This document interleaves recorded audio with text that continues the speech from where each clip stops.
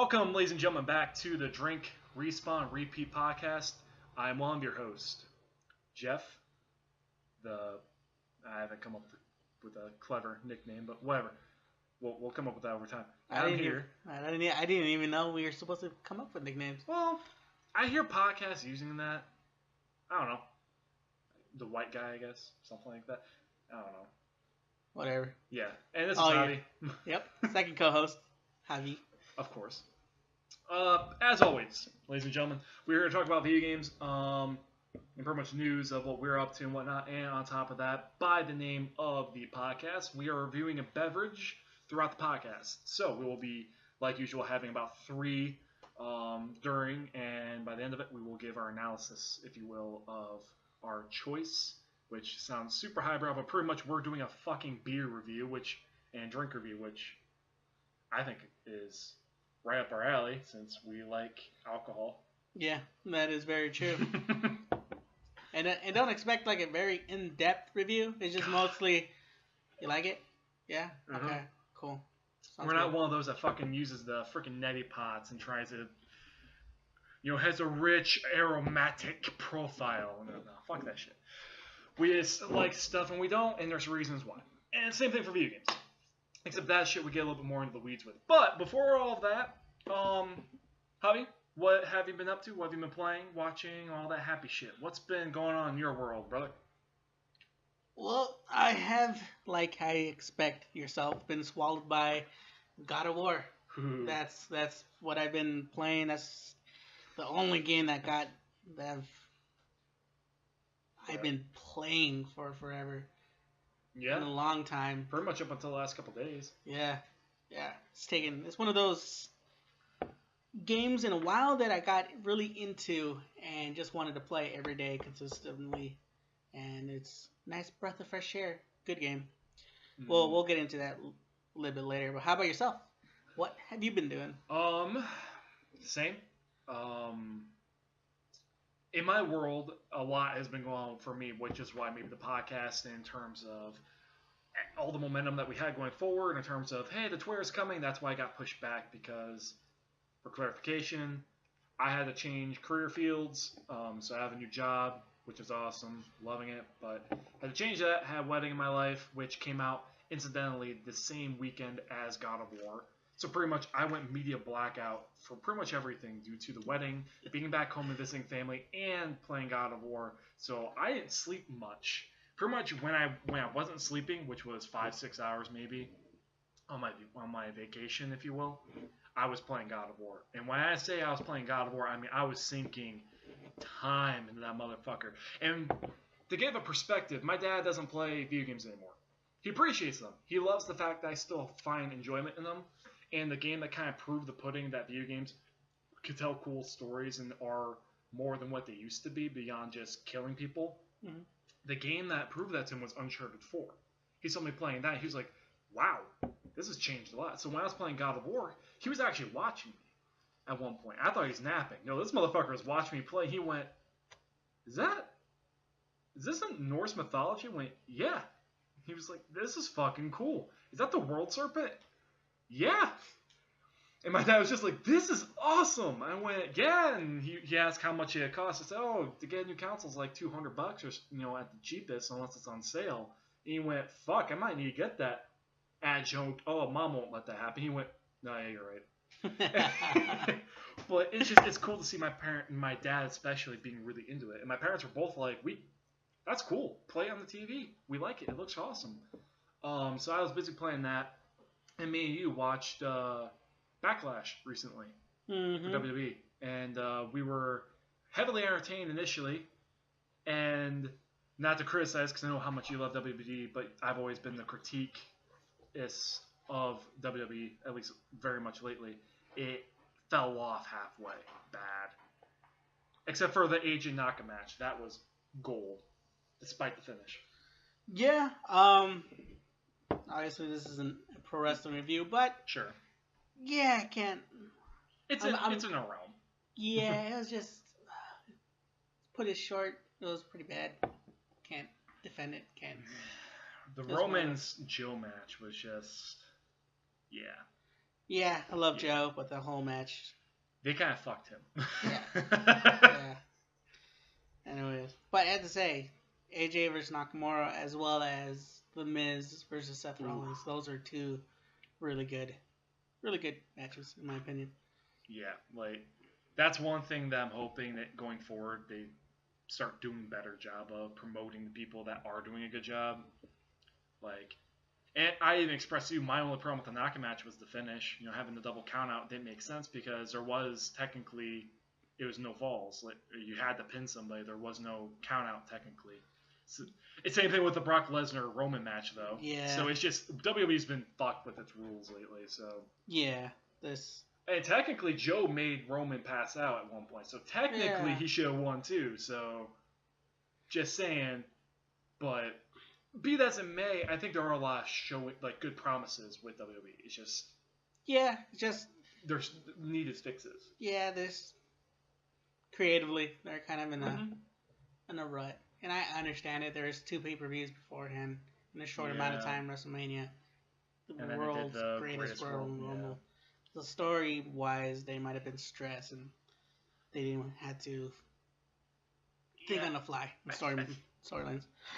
I get why they're doing multiple pay-per-views in a month because they're trying to make that subscription worthwhile. But I almost want them to cut back to 12. You know, the typical pay-per-view style. Maybe 14 a year, but anyway, like I said, not a review. It's just that's what we've been up to because I mean since I got back, that's pretty much what me and you watched along with. Mm-hmm. I played a little more Sea of Thieves while I've been here hanging out with you a couple times, Yep. which more or less it's more Sea of Thieves. I kind of like you said, the more you get into, the more you kind of get where it is. It's still it's a solid game. I wouldn't say it's great. Mm-hmm. But it's fun. I think it's more fun when you play with people, obviously. It's like Minecraft, but it still has some things it needs to work out. I think the end game, once you kind of get a general idea of, okay, you pretty much just do these missions and you just go explore. My thing has always been, okay, if that's all they're offering, that's cool with other people, but I hope that going forward, and I think they will, because Rare's a good studio, Yes. that they're going to add more incentive of, well, here's some more stuff. Mm-hmm. I'm wondering what that would be, but I'm curious where that will go. Yeah. I mean, because I almost look at games like Warframe. I really like Warframe. I was the one that kind of talked about a long time ago before you and Smear got really into it. It was a drastically different game when it first came out to where it is now. And where it is now, it's fucking awesome. Yeah, that's what I heard. It's come a long way.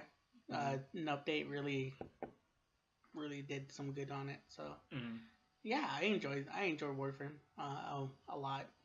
And same with Sea of Thieves. Yeah. I know you still really love that game. And correct me if I'm wrong.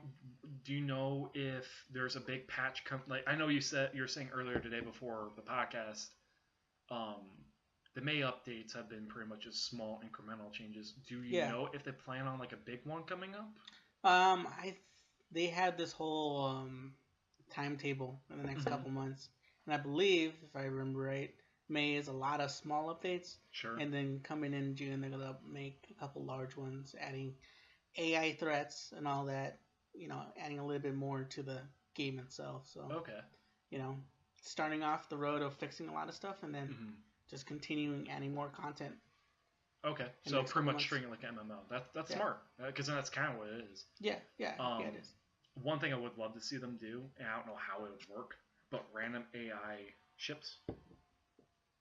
Like, not a lot of them, but occasionally ones that'll like just spawn like little skippers or something like that, you know? Maybe an occasional galleon, and when you beat them, you can loot the boats when they like sink. Yeah. And get their loot. That would be kind of cool, because that'd be a good way of earning money. On top, beyond just doing those merchant missions. Yeah. And as well as, you know, it's kind of hard to find another ship, and you never know what kind of size of ship it is. Yeah. It can be a galleon, or it can be small. The skipper, or not the skipper, the skiv, or Yeah. Just the one or two person. Yeah, the small ones. So you can decide whether or not you want to attack it, and you know, just increase the amount of times, like, oh, let's go attack ships, and then next thing you know, sailing for an hour and then you can't find anybody, and then it's kind of boring. Yeah, and But if they add AI threats, that's just going to speed up the process. Like, oh, there's an AI threat. Let's take it.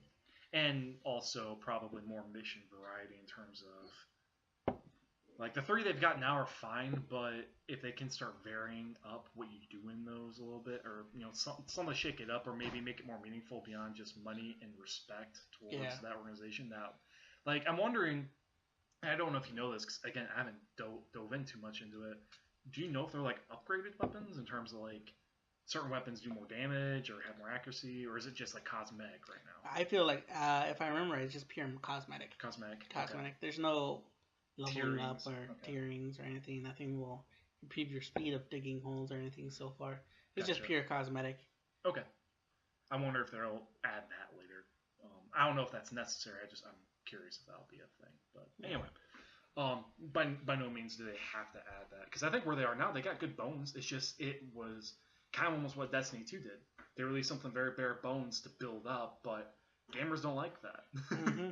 Most people are like, I paid $60 or $40 for this thing. It should be fucking finished. Yeah. Which, that's why Destiny 2, most people aren't excited about Morrowind, because people are like, fuck you. Yeah, I kind of had that DLC and completely forgot about it. Mm-hmm. So, I don't know. Don't get me wrong. I plan on trying to platinum it, but it hasn't been at the forefront of my mind. It's not a bad game. It's just it's boring. I even remember playing Destiny Taken King with you, and I was like, this is actually kind of cool. Yeah, it is. And then they fucked over the community, I guess, which I didn't play Destiny 1 too much to know the difference. Yeah. So it's just a little bit of updates here and there. Changing a couple things, gameplay stuff, and eventually tweaks. Just it was Destiny, but then again, it just didn't feel like Destiny at all. I gotcha. Yeah. It's weird. It's like it totally feels like Destiny, but there's like something off about it. It's something that only the fans of both would know. Yeah. That's pretty much what everyone's told me. They're like, you're a Destiny 2 fan, not to be a dick, you just don't get it because you didn't play Destiny 1. Like, fair enough. It's kind of how I describe my dislike for multiplayer for Gears 2 versus Gears 1. No one knew, because a lot of people I played with played only Gears 2. I was like, man, Gears 1 multiplayer was so much better. And they're like, well, how? I'm like, well, you just don't know. Yeah. Maybe that's because I was a badass at 1. I sucked at 2, but whatever. Yeah. Anyway, so pretty much as we kind of alluded to, excuse my burping, we are talking about 2 major subjects today. The first one, we're going to be talking about God of War. Yes, we know the internet's already been flooded with spoiler casts and discussions of the game. We're going to touch on some of that stuff, but what I'd like for us to focus more on is the implications of the major moments on the future, in terms of where everything's kind of heading. And then the second half of this podcast will focus on the whole new June Game Informer material that's been popping up this month so far in May, which is all focused on Days Gone. There's been up to this point, which is May 12th, there has been a lot of information dropped. There's been the Game Informer rattling questions that they did for God of War, basically doing yes/no answers to a bunch of questions to the dev. They did a 1 hour, which isn't really an hour, it's like 52 minutes, but 52 minutes of gameplay of the first 52 minutes of the actual start of Days Gone. They've done another 40 minutes, pretty much picking up after that, which is kind of cut and edited, but still another 40 minutes. And they've done some other sporadic stuff, pretty much all leading to an overall analysis of Game Informer for their June release. And right now the digital thing is up now, I think. But we'll get to what they are saying so far and kind of what we think of it. But before we get the wagon before the horse, much like what WWE with Roman Reigns, we're going to get into God of War. How about before that, let's just talk and tell the listeners what we're drinking right now. Correct. So good call. So, Javi, would you like to tell them since you're the one brought up? Yeah, let's get it. So right now, today, we're drinking the fabulous drink of Budweiser Freedom Reserve Edition, which is a nice red lager. And just from reading the description on the actual bottle, because that's just what I like to do, it is inspired by George Washington's recipe. So. And to be honest, I like I told you, I like beer a lot. And in fact, my dad's a big Budweiser fan. I've never had this before. Yeah, it's just a recently limited edition one. So Special. Yeah. It's kind of neat. Yeah, why not? Yeah. Anyways, now we can continue. Just wanted to make sure that everybody knows what Everyone kind of knows what we're drinking. Yeah, good call. So yeah, God of War. I'm gonna throw this on the table right fucking now because I know you're already like, I know what you're gonna bring up because we both had the same reaction. The very end of God of War. Well, not the very, very end, but pretty much the end. Yes. Cory Barlog had the balls to lay fucking hints from the very start of who Atreus was. And this motherfucker was like, oh yeah, he's Loki. Yeah. Fucking kidding me? I mean, it's not totally surprising, but at the same time, it's like, you fucking motherfucker. Yeah, it was one of those where I was in the middle of the campaign where I just, I'm like, they just reference the idea of Loki, and I was like, that sounds like Loki. But I kind of like just like brushed it off. But it never left that idea never left my mind at all. It was just Loki. But I didn't until the very end didn't make the connection of, Atreus is Loki and Loki is Atreus. It sat in the back of your head, kind of like with me. Yeah. So what was the moment that you thought like, when was the first moment for you? It was the mistletoe arrows. The mistletoe arrows. Yep. Okay. I just remember in the few stories of, the lore was the tale of Loki killing, one of the most famous gods with mistletoe arrows. So when I saw the mistletoe arrows, I was like, oh, I know that story. Loki kills the god with those. And then when Freya pretty much freaked out when she saw those arrows, I was like, huh, look at that. I get it. I know why she's getting all, angry about them and fearful of them. I was like, why do I feel like something important I just saw? I can't connect the dots, but like I know the story. I know who was involved. Loki was involved. So that's where I kind of got it, but didn't connect it until the very end. Gotcha. How about yourself? That laid the seeds because, again, I heard that story. And to be honest, kind of like what a lot of people probably did, I forgot about the arrow strap. So when she burned all the arrows, I was like, oh, okay, so the mistletoe arrows, obviously they're going to come back in some fashion because I do think this kid is Loki.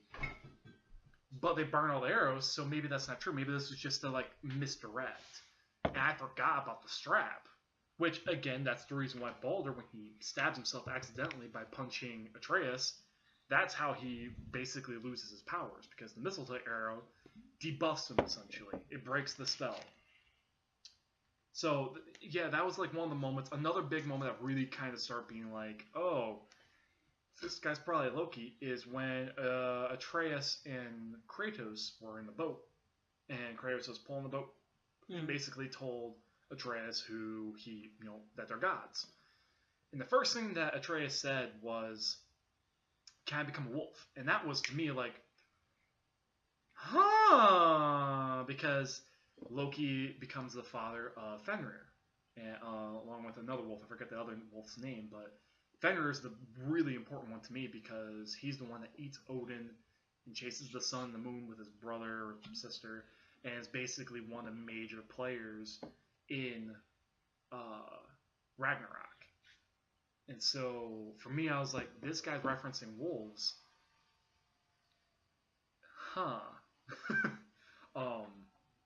But even more so, my best friend Melanie just recently got God of War. And they were playing through the initial start again. I made this mention to Javi. I didn't notice this until the replay. When Atreus goes to see his mom, he lays the flowers on top of her before, saying the prayer. The flower petals that he's dropping on top of her are actual mistletoe flower petals. And I saw that and went, he was laying the goddamn seeds from the start. God damn it. And don't get me wrong, like, Corey is a fantastic storyteller. I mean, he's done that. He's been the guy for all the God of War games, so he knows his shit. The only one he wasn't a part of was Ascension, and that's the worst one. So... And without fault, like undebatably is the worst one. It's still a okay game, but without doubt, it's the worst one. It's kind of useless. So it's cool seeing that start and going, fuck. He was laying out the threads and the little breadcrumbs from the get go. This kid's Loki. Yeah. It's insane to me. And I wonder, to tie it into our overall discussion of the future, what do you think this means going forward for the supposed sequels? Do you think this reveal of basically having him have two identities between being Loki, known of the giants and everything, but also Atreus by his father, what do you think that's going to play into in the upcoming games?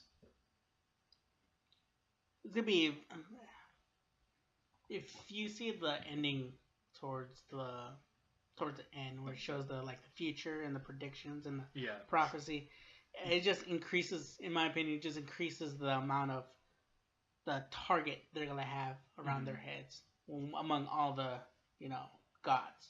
I just feel like it just makes it an even bigger target.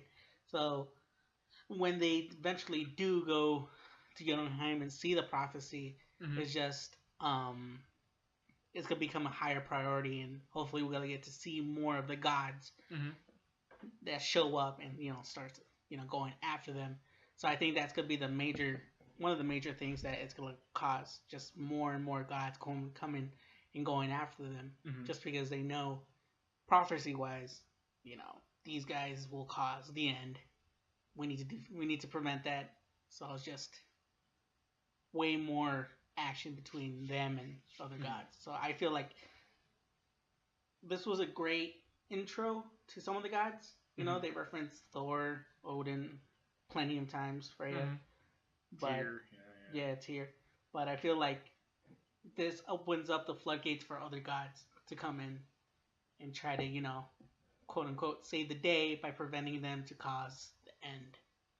Sure, it's almost kind of like what the original God of War did for that franchise. It focused most on Ares, with Athena being a support character, and eventually opened up the floodgates for the sequel to be all about Zeus versus Kratos. Yeah. Do you think then that the end, which for everyone that hasn't played this game, obviously, fucking spoilers. If you're think of it earlier when you said. Which I would hope people would by this point. I mean, I'm gonna put a spoiler tag in the description and everything anyway, but nevertheless, this is the big one. If you don't want this spoiled for you, don't fucking listen. Thor shows up. Do you think that's gonna be the kickoff to the eventual sequel, or do you think that's gonna be, you're gonna play a little bit and it'll pop up about midway, or how do you think that's going to formulate into the upcoming sequel or sequels? If you had to be a guessing man. I kind of hope that it doesn't start the whole game. I feel like I'm really hoping they might be towards the middle. Okay. My train of thought when it comes to this whole sequence is that Atreus will start having that dream closer and closer and closer, more frequent and more frequent when the time comes closer that Thor is going to show up. So I can see maybe the game starting a couple days beforehand. Okay. So at the tail end of the Fate of Winter. Okay. Yeah. Okay. At the tail end of the Fate of Winter, which shows how they survived and all that stuff. Mm-hmm. How did they survive the winter? And the next thing you know, Thor shows up. Mm-hmm. And it's just because it's just one of those things. It just eases you back into the game a little bit. Instead of just hitting you over the head. It's like, oh, Thor shows up. Gotcha. Okay. Cool. Do you think, with that in mind, with the intro sequence being basically them showing how they've been surviving, how they've been living, and things like that, do you think that their relationship is going to be kind of where it's at now? And then, let me take that back. What do you think their goal is now? So with the first game, it was all about basically the end goal was to spread the ashes. It was no longer about vengeance. It was more than anything a celebration of life. Yes. It's the complete opposite almost. And also training the son in basically repairing a relationship / building a relationship. What do you think the second game's goal, at least from the start, what do you think it'll be focused on? With this all in mind. I think the second game, flat out, will be Kratos preparing Atreus to live without him. I think that's gonna be the ultimate goal. Because of the sequence from the mural. The mural. He knows Atreus never saw it, but he knows that eventually, from what it depict, Kratos is gonna be gone. So I feel Kratos would start preparing him harder to be able to fend for himself and to protect for himself. And that's why I feel like it might start a couple days earlier, where then Thor shows up, just so we can see, hey, the winter passed, and here's a couple new things that Atreus has learned. Or there's a couple things that Kratos and Atreus learned. New mechanics, new abilities that they can both use against Thor. So maybe the start of the game starts with them on a hunt of a troll or something. Yeah, something much larger compared to the, what was it, a deer? Yeah. Yeah. So I feel like. And Kratos is almost watching Atreus take him down. Okay, I can dig that. I'm gonna put this out there then. So on the mural, we see supposedly Kratos. And I say supposedly for a reason. I'll get to that in a moment. We see Kratos being cradled by Atreus, and Atreus is saying some type of words in Nordic, some type of chant, which we've seen through some of the artwork of Atreus and whatnot, that he knows language, he knows incantations, and he's smart. He picks up things and absorbs things like that. Number one, do you think Atreus somehow is able to absorb and he's able to kind of almost mimic what Odin was able to mimic from Freya, in the form of he's able to eventually pick up magic? Because it's almost teased that he does through some of the things that he's able to do through the game, the language he picks up, summoning the serpent to fight at the very end, Yagamund, I always pronounce that name wrong, but the world serpent. Do you think he's been somewhat, and by the beginning of this game, he's been sinking in magic, so that he's, almost fitting with Loki, God Mischief, he's able to learn magic now, and he's able to utilize it? Or do you think that's going to be something he's going to learn?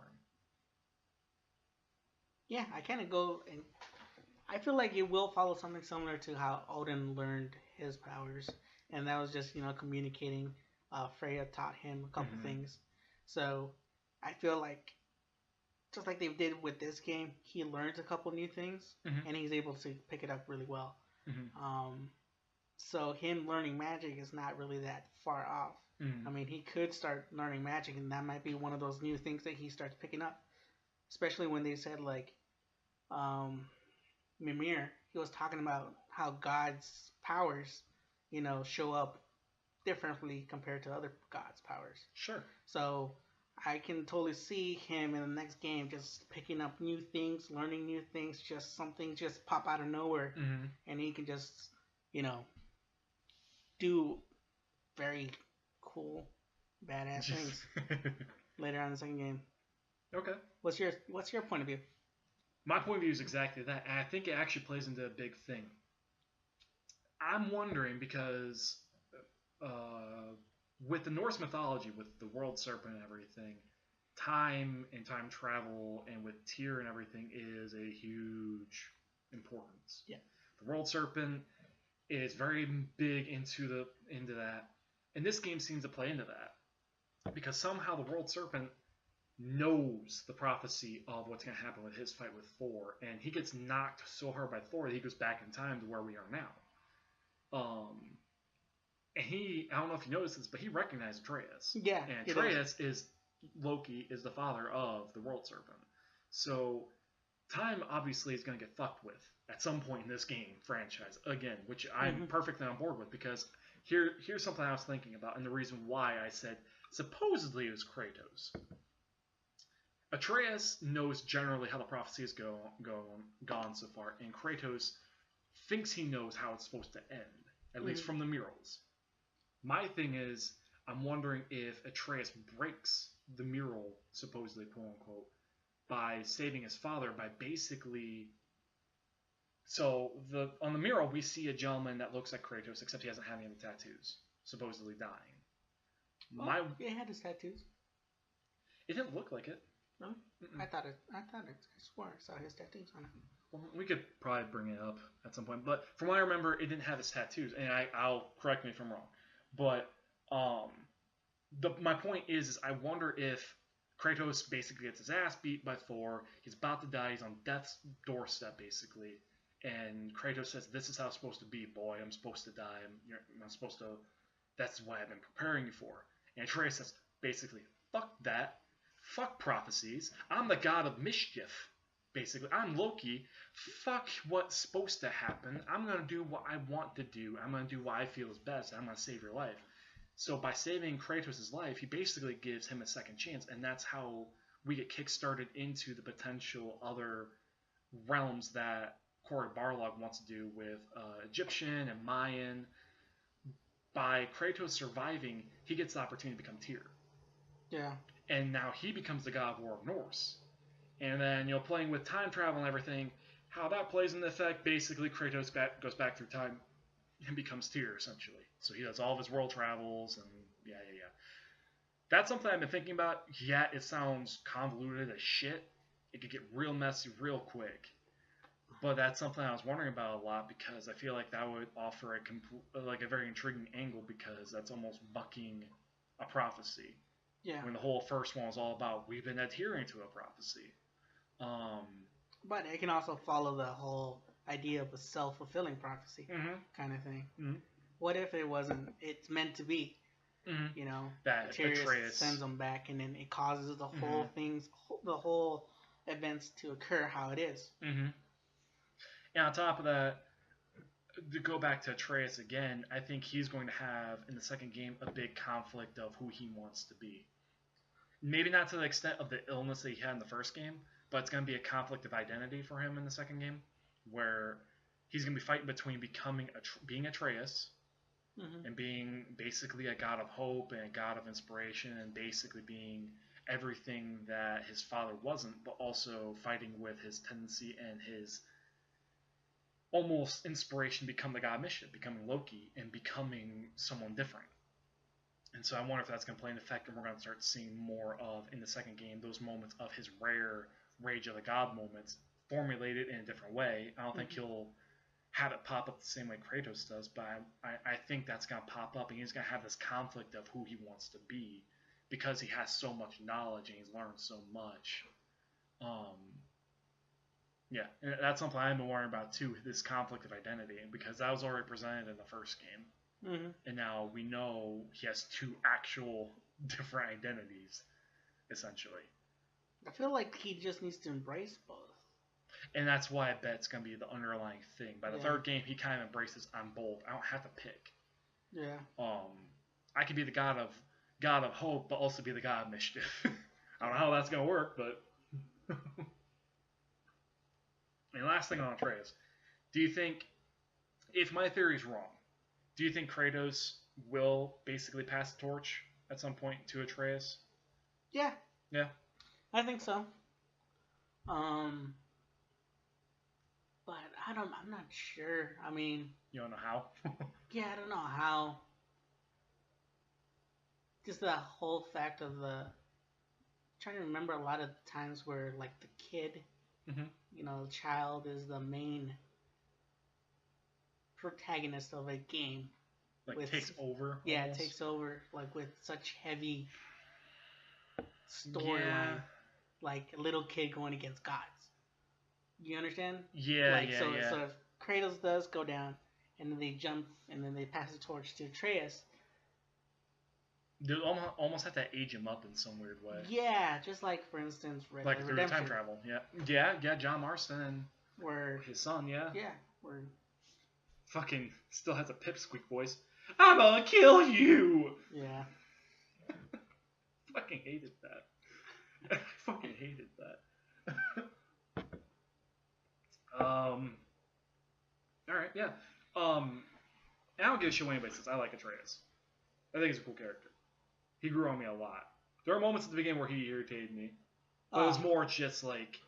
It was irritation because I get it. It's like, he's a kid. But it's still annoying, but he's a kid. That's how kids act. Yeah. I was proud of him, how he took the news that he was a god really well. I was initially. I was like, damn, nice. Good job, kid. embracing it, knowing. Next thing you know, the next couple scenes where he's like going overboard, being God mode, I'm like, okay, kid, pump the brakes.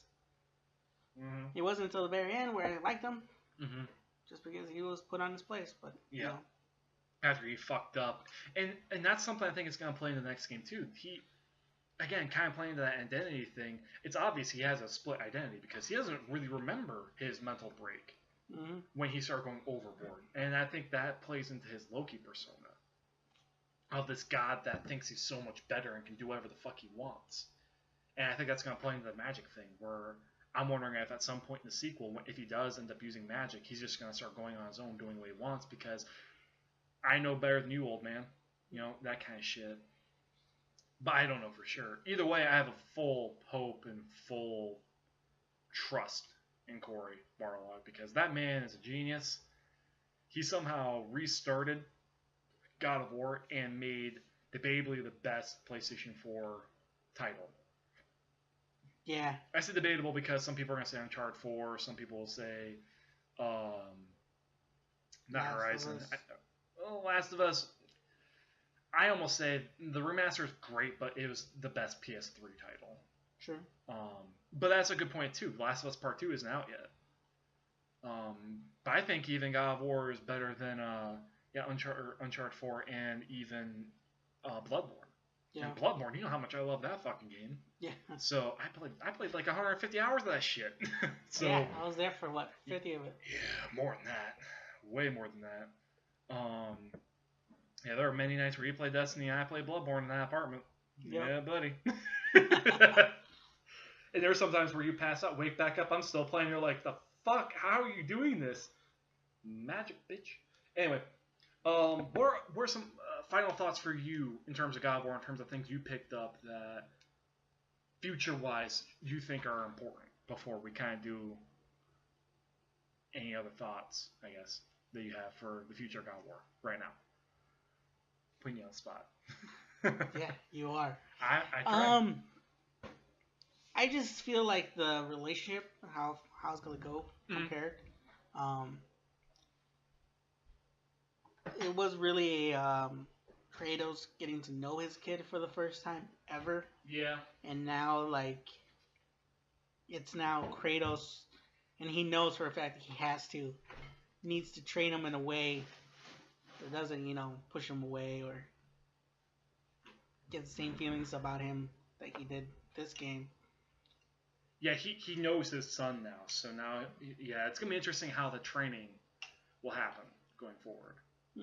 Especially because Kratos has to know his son is way more capable than he thinks. I mean, his son fucking summoned the serpent. Like, he can talk to that thing. Which, endgame God of War, that's probably my one criticism, which I hope gets fixed. I know you haven't played the endgame too much, or the post-game, I should say. The World Serpent isn't in the background anymore, and the colors and like the environment isn't as vibrant. It's just snowy and looks drab. So I hope there's an update where you can like put it back to where it was before the end of the game happens. Because seeing the World Serpent in the background is just cool. It's neat. Seeing him just like kind of looking around, just kind of chilling. I get why it's a thing. It's just a little bit more boring. That's my one big criticism. What if that's part of the story? It is. Like, it's supposed to showcase the Fimbulwinter. Like, the World Serpent's asleep now because he got knocked out by Baldur, and everything's supposed to look drab because it's the start of that 3-year winter. It's just, I would like it so that there's an option for you to, like, revert it, just aesthetically. Just because I think that'd be a nice option. But then again, a lot of people are saying there should be a New Game Plus, and that'd be nice, too. Even though, let me tell you this now, those Valkyries are no joke. They beat some ass. Yeah, that's what I heard. They're fun. They kick some major ass. My last thought I'm going to bring up in terms of overall God of War stuff before we move on. Out of all the directions that this series will go, because assumedly this will be another 2-3 games. It'll be either a trilogy or a quartet of Norse mythology. Is my assumption. With Cory being, again, my assumption would be either the full director or a major creative director, with a new director being the game side of things. Which, for those of you that don't know, most games either have just a director or a creative and a game director. The game director does all the gameplay mechanics and shit like that, and the creative does all the writing and the stories and all that. My hope is that he's at least going to be the creative consistently, because this is his vision. After this Norse stuff is done, which would you rather see more, Egyptian or Mayan? If you had to pick. I'll go with Mayan. Really? And just because, in my point of view, it's a kind of society that hasn't been really touched. I mean, Egyptian Assassin's Creed just recently got there. With Origins. With Origins. Underrepresented. Okay. Yep. So it's. I just feel like it'd be a nice, fresh take on a different society, religion, gods, types of gods that a lot of people wouldn't recognize or wouldn't know. So it'll be another plus on God of War, where it's like, oh, we're gonna go delve into this badass culture and religion and gods that you might not know, was brand new to you, and that's gonna be another, check mark on like, wow, I'm learning way more stuff now compared to, if they go to Egyptian, it's been done. A lot of people know Egyptian lore, gods wise and stuff like that. Sure. And it's gonna be a nice fresh take on something new, something people don't know. I completely concur with that. I think Egyptian would be cool. It'd be easily recognizable, and I think there's a lot of really fun stuff you could do with it. But I think Mayan would do much what God of War did now with Norse. It would get an opportunity to completely do something very unique.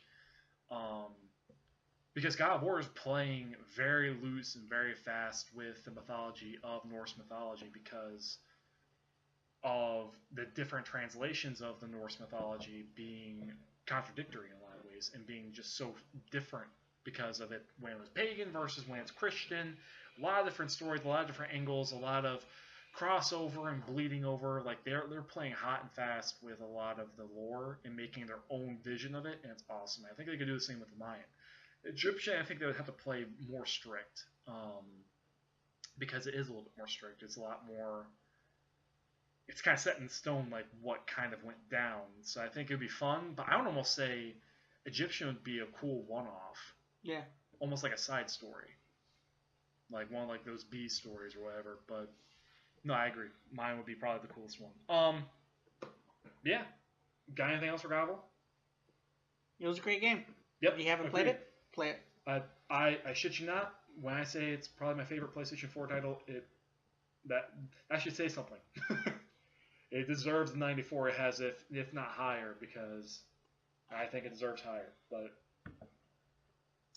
anyway, so the last thing we want to talk about, and we're going to talk about, is, of course, Days Gone. But before we get into that, let's do our review of the beverage we are drinking right now. So, like Javi alluded to before, we are drinking Budweiser Freedom Reserve Red Lager. I am on my third one. You're finishing up your second. Yes. Thoughts? I actually enjoy it. Yeah. It's really good. I really like the taste. Mm-hmm. For a beer, it feels like it's a beer. Sometimes it feels like watered down. Like Bud Light, yeah. Yeah. Or when we run Busch Light last episode. Yeah. So it's a really good beer.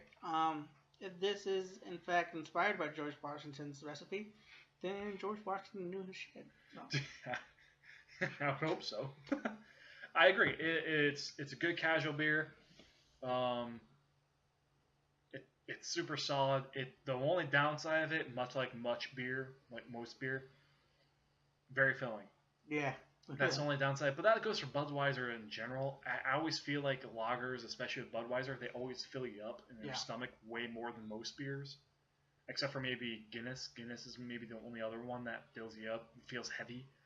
But that's a stout. I would fucking hope so. The Irish and all that, they know their shit with beer. So this is a good casual beer. It definitely, the alcohol content's 5.4. So yeah, it's a solid alcohol content. Yeah. And it's got a cool bottle. It's a little tall little stout thing, 12 ounces. Pretty good. Yeah. Crisp, clean, doesn't taste watery. Well, tastes a little watery, but beer's beer. But yeah, it's a solid beer. That said, like we said about Busch Light and Miller Lights and Coors Lights, those are cheaper beers that when you're tailgating or just just drinking, have a fun time with friends. Those are better choices than this. This is definitely more.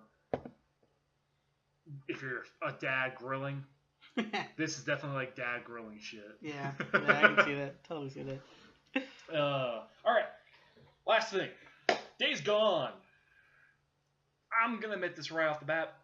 I'm a little biased in the fact of I have a lot of love for Sony Bend, and I feel for them in terms of what that studio's gone through.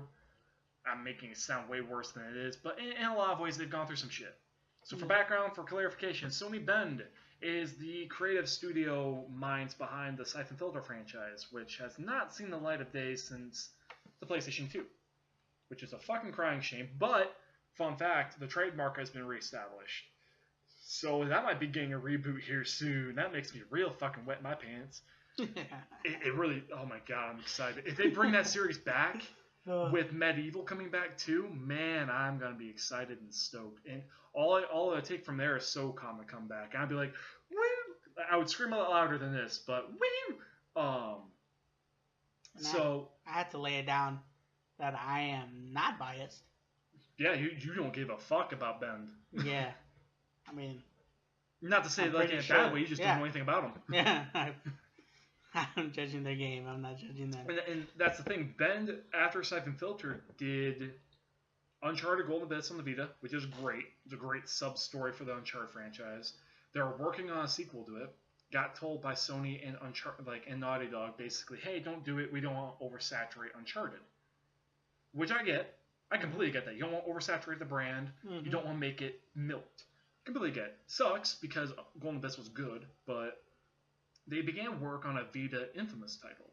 That got scrapped because of reasons. They began working on some other Vita games for like a year or so, and basically Sony essentially told them, hey, the Vita's basically dead, more or less. Like, it's not a flop, but, we're going to kind of keep it limping along, and it's an island at this point. We're going to give it some stuff. The fans that are there. We're going to move you on, and we want to see what you can do with the AAA space. Keep in mind, they haven't done a AAA title, quote-unquote AAA, since maybe the 90s, 2000s. Mm-hmm. So, ever since, they began working on Days Gone. Days Gone got shown off in, 2016 for the first time? I believe so. And then 2017, and I'm going to say that's out the gate. Should not have been shown off at 2016. Yeah. Got shown way too early. I think so too. 2017, it looked fine.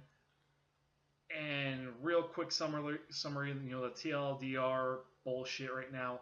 I like YC. It's not perfect. It's got its flaws. It's got its problems. But it looks solid. So, let's open the table now. From what I saw, it's pretty good. I like how it looks. There's so much detail. There's so many things that I feel like you can do. The amount of areas you can go with a motorcycle, go on, on road, off road, the different kind of things that they have, really piques my interest on this whole game. Mm-hmm. And the new type of, I'd say the timeline wise, just because the video did say that it was only 2 years after, the world went to shit. So, I think it brings a new, level to this game. Yeah. Kind of different from all the rest of the post-apocalyptic games. The biggest comparisons I see for this game is definitely a weird hybrid between State of Decay and Far Cry. And the reason why I bring up Far Cry is because it seems like it has, obviously, like most open world games, an asinine amount of stuff to do. Yep.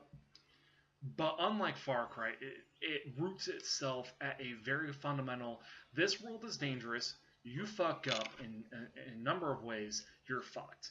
Yeah. Like, one of the things the developer said from the get-go is, John Garvin, if you lose your bike, you can't just drive your bike into a pond and have it respawn behind you. You do that, your bike's fucked. Mm-hmm. You break your bike, it's fucked. You leave it there. You have to go fix it. You have to go find parts to fix it. You have to go find gas to fill it up. Your bike is basically an extension of yourself. And I love that. You don't get other vehicles. You get that bike, that's it. You have to keep maintenance of it, gas. You upgrade it just like you upgrade yourself. I dig that a lot. And I like how the game starts you off with this really badass looking drifter bike. And then real early on within that first hour that we watched, you lose all that shit and you start with a basic bitch ass fucking moped basically. And you have to build up from there.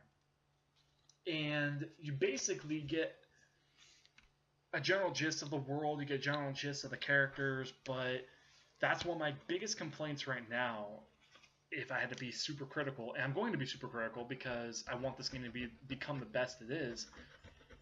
We need to learn more of why we should give a shit about Deacon St. John, which I think we will, but right now, of all the information, of all the stuff I've seen, what we're getting is a guy that knows grief, knows loss, and is basically a similar version of Joel from The Last of Us. Maybe a little different, but similar. I like Boomer. He's a cool character. Yeah. Gets taken out of commission real early, but I wonder how big of a role he'll play long term. Will be. As of right now, the gameplay videos that are up, a lot of people are saying already, at least comment-wise I've seen, it looks rough, it looks bad. Well, it's alpha, but they do need to make a lot of cleanup fixes. So one of the things that you mentioned was, at least offhandedly, was the logo in the top left, which is basically a reminder of, hey, this is what mission you should be doing right now. Takes up pretty much the entire left corner. Very distracting. Yeah. Very distracting. It just kind of felt off when I saw it. It was like, Yeah. There's something different. I don't know. I can't really think about it. Mm-hmm. So it makes the UI look messy. Yes. Yeah. Take that away. I feel like small details like that just makes it a lot better, in my opinion. So if they just shrink it up, at least, just a little bit, I'm cool with it. I think that's the biggest complaint I have with this game, is there's a lot of minor criticism this game has to clean up, which I think they will, but they need to clean it up because as of right now, it does still look really rough. And we've seen this game a lot up to this point. We've seen it for 2 years in a row now, and it's still another year to go. I mean, supposedly it's coming out February probably of 2019, so it still has another year, but they need to make some repairs and some fixes, such as the XP popping off of kills. That seems way too unimmersive breaking. The right hand corner stuff I thought was fine, but if they shrink it a little bit, I think that'd be perfect. Yeah. Everything else looked good to me in terms of layout of the UI. And I think mechanically it looks solid. It looks fun. And I think that's the big thing for me. I know a lot of people are going to criticize this game and say, oh, it looks stupid, it looks, blah, blah, blah, whatever. A Last of Us clone is the biggest one I've seen. To me, I wonder if you'll agree with me on this. The reason why I make the Far Cry comparison is I think the story's going to be really good, but I think more than anything, this is meant to be Sony's, hey, here's an open world zombie game, which honestly, in the grand scheme of things, you don't get too many open world zombie games. You get zombie games, a lot of them, but not open world like this. Yeah. This is basically your sandbox to fuck around and, do a number of things much akin to Horizon in a world that's even more unforgiving. And I think it gives the player a lot of fun things to do and learn a lot. And to me, that's why we kind of agreed. We think this is going to say like an 80, maybe a little higher depending on the story and everything, Metacritic wise. And it'll sell solid. It won't beat God of War by any stretch of the imagination. Yeah, I very doubt it. But I think it'll sell solid, and I think it's going to be sort of an interesting idea. Any other thoughts you had on Days Gone? I mean, there's a couple other ones I want to touch on, but I wanted to, are there any other ones you want to bring up? I just like the fact of how creative you can go. There's no one way to beat a mission. There's many multiple ways. That was one of them. And I really enjoy that fact, where Mm-hmm. you can think of like, I wonder if you can do this, or if I can do that. Mm-hmm. That's automatically even better. I mean, the dynamic environment that comes in. I can only imagine if you're in a regular mission, next thing you know, alright, simple, I need to avoid this person, this person, this person, this zombie, this zombie, this zombie. Next thing you know, fog rolls in. And then you have to memorize where they were and what they're doing. If that dynamic weather comes into play like that, I feel it's just going to be really, really fun. It makes things way more interesting. I completely agree. Same could be said for, I remember in 2017 they showed weaponizing the Horde. I hope that plays a big factor. If you can utilize an actual horde of those infected freakers, as they call it, as an actual attack force for other enemies, man, that could be fun as fuck. And again, the big question mark I have now, after seeing all this gameplay, I think you would agree. Gameplay-wise, it looks fun. It needs some fixes, needs some polish, but it looks fun. The story is going to be the big question mark. And from what it sounds like, it's supposed to be like 30 hours, and you're supposed to meet like 12 to 18 or like more characters that are meant to be like Boomer. Okay. Like of level of importance in terms of those like they're going to be affected by your choices and stuff like that. I wonder how impactful overall the story is going to be. I think that's going to be my biggest question mark for this game, is how good the story is. Yeah. But yeah, other than that, looks good. Yeah, I completely agree. Any other thoughts, brother? Nothing much. It's definitely going to be one of those games that we have to keep on our radar, double check on here and there. Agreed. Especially when E3 comes up, see what new things are going to come out for it. But Agreed. overall, what I see is a really decent game, and it's going to be really fun to get my hands on it. So I'm just excited for it. Fuck yeah. Oh yeah. This was a fun podcast, brother. Hell yeah, it is. And we got another one to record too. So for those of you there listening, we got another one. We're going to do our E3 predictions for later on this month to make sure we get those out of the way before E3 hits. So we'll see you in that one. Cheers. Cheers. Thank you for joining us on the Drink, Respawn, Repeat podcast. Again, I'm your host, Jeff. I'm here with my brother from another mother hobby. Yep. And thank you for watching and listening. Bye-bye.